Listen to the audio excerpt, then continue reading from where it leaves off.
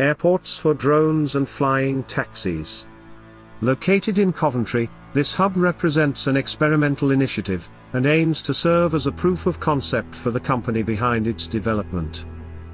The hub's unique feature lies in its complete reliance on off-grid power generated by hydrogen. The primary goal is to reduce the dependency on delivery vans and personal cars on the roads, proposing a cleaner alternative through the utilization of innovative small aircraft designs. Companies like Hyundai and Airbus, among others, are actively involved in developing these aircraft concepts. Establishing proper infrastructure is crucial for the success of this aerial transportation system.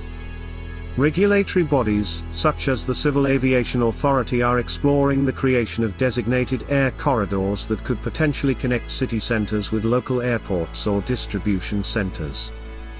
These air corridors would facilitate the smooth operation of delivery drones and electric air taxis, forming an integral part of this emerging urban air mobility ecosystem.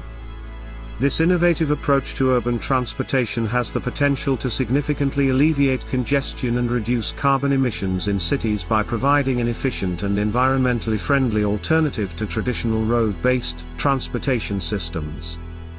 Thanks for watching.